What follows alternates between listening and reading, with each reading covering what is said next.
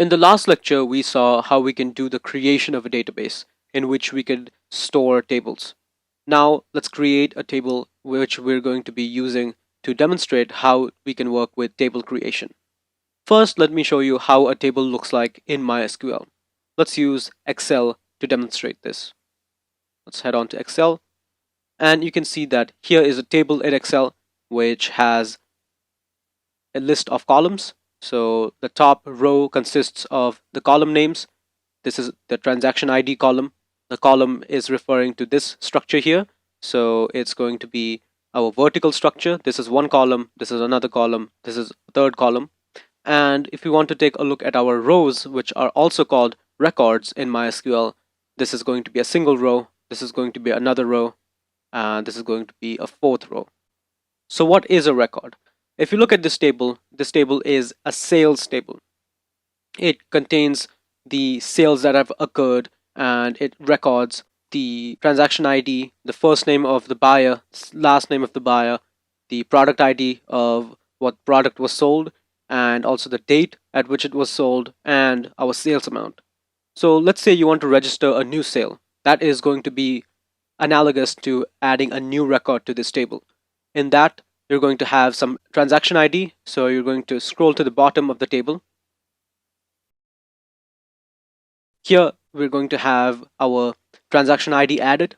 And then you're going to have some sort of a name for the person. Say the name was called George. And now we can move to the last name. The last name is going to be something like Betten. And here we're going to have the product ID. You can make this product ID 99. And we can have some date, some name for the sales rep, as well as some sales amount. As we said before, this is going to be the registration of a new sale, and this is analogous to adding a record to our table. Our columns here are going to store every single value for a certain type of data. If you take a look at what this column does, it stores all of the sales values. So every single sales value for each of these records is stored in this sales amount column. With that knowledge about tables, we can now move on to creating a table in MySQL. Let's go on to our MySQL client, and here we're going to execute the following command. We're going to do create table, and we're going to give the table name.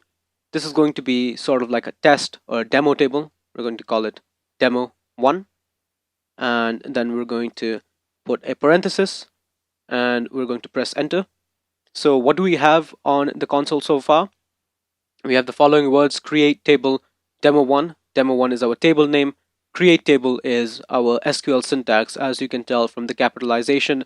And by now you have probably figured out that SQL is very much similar to our English language, where it's going to not have some weird names such as methods and those sorts of things. It's very simple for anybody to learn. They're just going to be simple English names, and it's going to describe what the action is being done here, so that when you take a look back at it, it's really easy to read down and find any errors if there are any, and to know exactly what's occurring in the code. Now we can move to the creation of the columns that we saw in this table here. So our first column is our transaction ID column. So we're going to write out the name of the column. We're going to say transaction, and we're going to put underscore ID, and we're going to type out one more portion, which is going to be the data type. So in SQL, you're going to be storing some data into the database table, and the database table would like to know what sort of data you're storing in it, so that it can define the underlying technical structure beforehand, so that it can define the technical structure for the data beforehand. And you're going to be allowed to have a multitude of data types, which we will be discussing in the next lecture. One of them is an integer data type, and the integer data type is basically our integers, which are going to be numbers without the decimal point. So any number like 10, 19, 190, all of that is allowed. If we have 19.19, that's going to be stored as a float, and that's going to cause an error with this integer structure that we have defined for this. So if we press a comma And let's define one more. We're going to go with first name, and that's going to be a varchar. We'll be discussing varchars later, but the way the varchar works is that we're going to have some sort of a string character. A string is basically the composition of multiple of characters put together. So anything like string, this is going to be a string. And when you place multiple characters together, like string, those are individual characters. When placed together and treated, say, like a word in our English language, that's going to be a string inside the MySQL database. So let's define our varchar, and we're going to put a comma. Let's define our last name, and this is also going to be a varchar. Let's put 50, and now we can do an end of this statement. We're going to put our ending parenthesis, which is analogous to this parenthesis over here, and we're going to put our semicolon now, and let's press enter, and you can see that it says query OK, 0 rows affected, and the time it took to execute that query.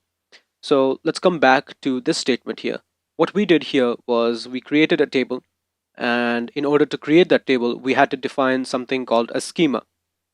A schema is a textual representation of what the underlying technical structure of the table is going to be. And to define the technical structure of the table, we have to define the data structure. We have to define the type of data we're going to be storing in each of the columns, as well as define the columns themselves. That is what we have done here. We have defined 3 columns: the transaction ID column, the first name column, and the last name column. And the transaction ID column is an integer column. It stores int type of data. The first name column stores varchar type of data, and the last name column stores varchar type of data as well.